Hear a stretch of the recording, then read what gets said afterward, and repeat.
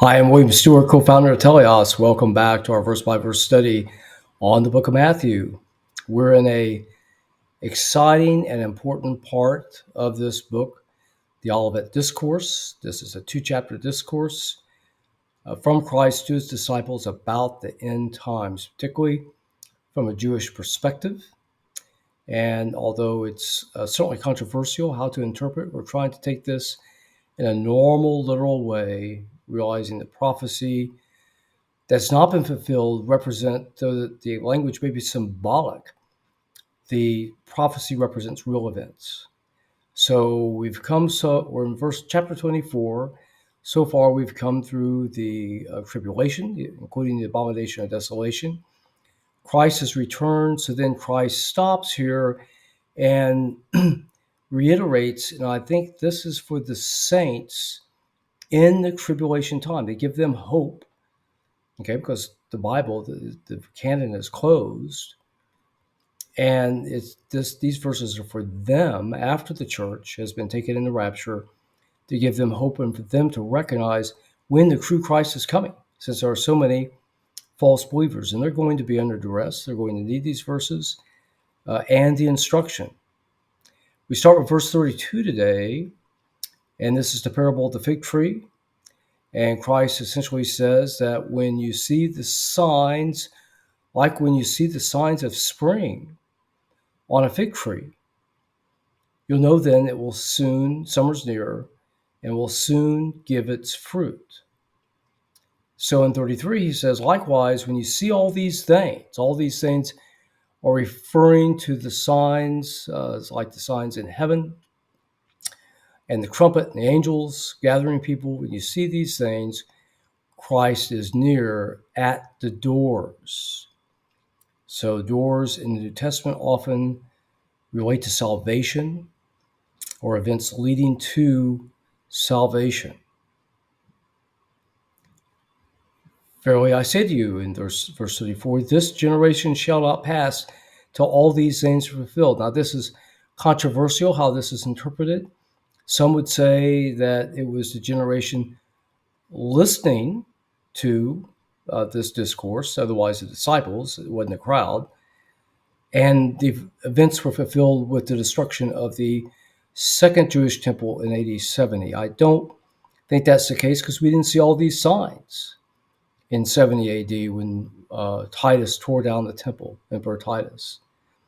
So I think this generation refers to those who have seen the signs mentioned previously, and again, just in the prior verse. I think that fits the context. Remember, when there's doubt in Bible study and interpretation, typically the context rules. Heaven and earth shall pass away, and indeed we know from Revelation 21, but God's word will not pass away. Just like 1 Peter 1:23 says, his word and these things, these promises are in stone. Next we go to being prepared. Verse 36. The day and the hour that Christ returns, no man knows. The angels don't know. Even the Son of Man, Christ himself, does not know. Only the Father knows. Why is that? We're not sure. Maybe it's to prevent false prophets from coming, but that is the case. So when the rapture comes, only when the rapture comes can we figure out loosely when the event will occur. And but when the rapture comes, to set in motion these events, we do not know this time. And if you read things online commonly where people are trying to relate today's events to the Bible, you just can't do that. Okay, either in context, in historical, cultural context, or we just don't know the time that Christ returns. But in the days of Noah, in Genesis, so shall the coming of the Son of Man be. Verse 38, for in the days that were before the flood, they were eating and drinking, married and giving in marriage, until the day that Noah entered the ark. They did not know until the flood came, and it took them away. So shall the coming of the Son of Man be. Otherwise, as Christ often says in the book of Revelation, and here, the coming will come quick, will be quick and sudden. So just like in the days of Noah, Noah was building an ark for years. They knew it. Huge ship. There probably was never anything like it before that time. And they were probably making fun of him and doing what they normally do until the end came. Same with Sodom and Gomorrah.